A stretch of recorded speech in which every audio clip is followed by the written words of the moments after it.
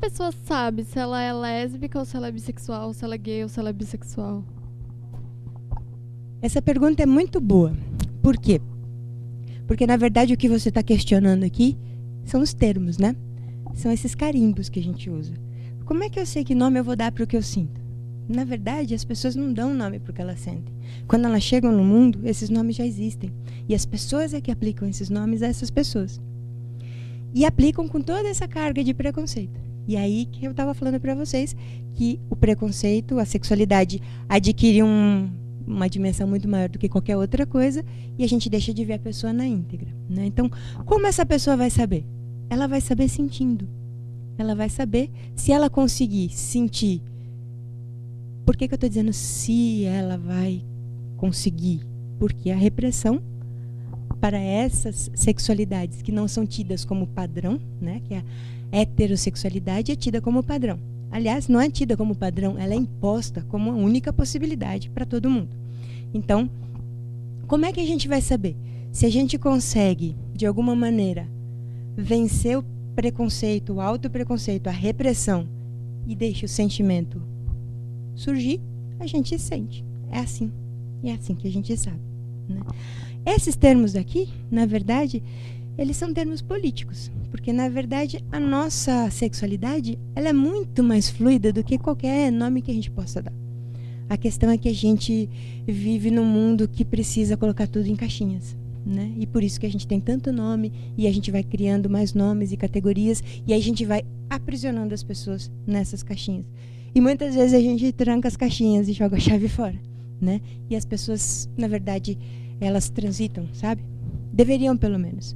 Às vezes, quando a gente coloca um desses nomes, ou a gente se coloca um desses nomes e diz, eu sou isso, muitas vezes também a gente fecha a porta para as outras possibilidades.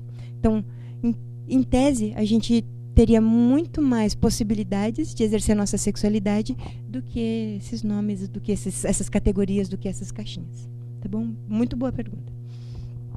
Bom, agora nós já falamos de lésbicas, de gays e de bissexuais. Alguma dúvida aqui, alguma pergunta, algum comentário, algum xingamento? Se for xingamento é para a Mônica e para o Mauro, tá, gente?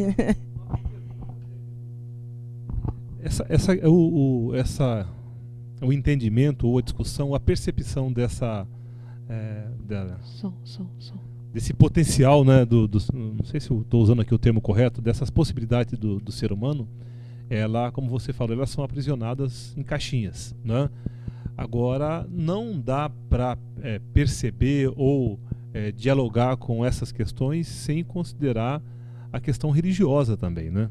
Porque grande parte desse aprisionamento, ele é fundamentalmente em função da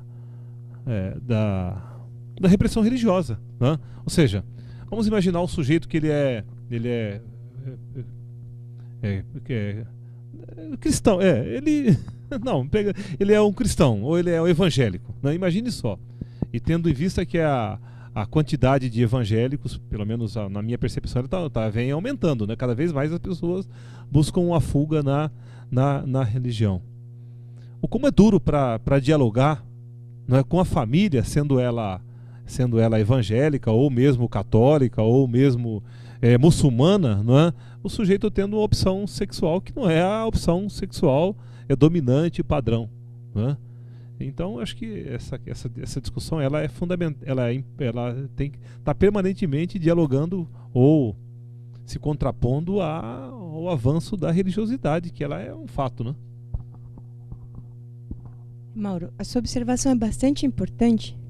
Bom, eu tinha comentado já que a gente tem essa tradição judaico-cristã, né, de ver a sexualidade não como uma possibilidade de criar intimidade entre os parceiros e viver o prazer, em construir coisas gostosas junto, mas a gente vê como uma coisa ruim, pecaminosa, suja, né? E essa tradição justamente diz que a sexualidade ela existe basicamente para a reprodução entre homens e mulheres para ter filhos, né? E esse é o grande problema para nós aqui. Em outros lugares, há outras questões. E você diz, bom, o crescimento evangélico, mas não é só do crescimento, não é só evangélica a questão, né? Não é só cristã. Você pode pegar, o grande problema mesmo é que nós que nós enfrentamos mais dificuldade são as religiões monoteístas. Por que isso? As religiões monoteístas, elas só pensam em um Deus, né? Existe um Deus, existe um caminho só, uma única forma de salvação, é tudo uno. Portanto, elas têm absoluta dificuldade de conviver com a diversidade, né? Então, essa dificuldade de viver com a diversidade, ela é bastante complicada. E essa ideia da lei natural, né, também é uma coisa bastante complicada. Dessa ideia de que, bom, na natureza os animais se acasalam para a reprodução, então isso foi criado por Deus, então essa é a expressão da perfeição de Deus, portanto só isso que é aceitável. Essa é uma das principais fontes de preconceito que a gente tem. Não dá para a gente dizer que elas criaram esses preconceitos, mas dá para a gente dizer que elas o tempo todo fortalecem o preconceito. Se você tem esse preconceito e você ouve um pastor pregando, ou você escuta um padre, ou um rabino, ou um ayatolá, né? Então, para a gente não falar de uma religião só, falando da maneira como falam, né? Sempre muito negativamente e muitas vezes agressivamente, né? Isso gera violência.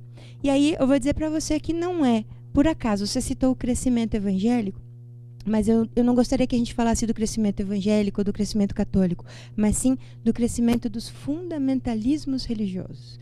O nosso problema não são as religiões, mas o uso que se faz dela. É como eu estava falando desde o começo. Então, não é o cristianismo o problema, mas o uso que as pessoas têm do cristianismo. Um exemplo, né, assim, que não tem nada a ver com essa discussão, mas que ajuda a fazer a gente pensar um pouquinho. Se a gente pensa no catolicismo como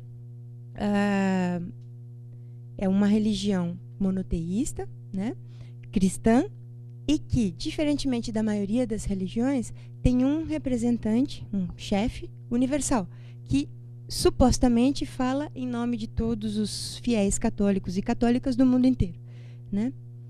Esse é o Papa, né? Atualmente é o Bento XVI. Como é que pode, ao mesmo tempo, ser chefe de uma religião e chefe de um Estado? Como é que pode estar falando de espiritualidade e ter assento na ONU? Entende? O que nós estamos falando não é de religião, espiritualidade, paz, harmonia e uma construção de um mundo justo para todo mundo. Nós estamos falando de uma utilização dessa fé, dessa crença, para outros propósitos, normalmente exercício de poder. E quando você controla a sexualidade das pessoas, você controla a vida das pessoas, né? Tá? Respondi? Ok. Então agora nós vamos complicar um pouquinho mais.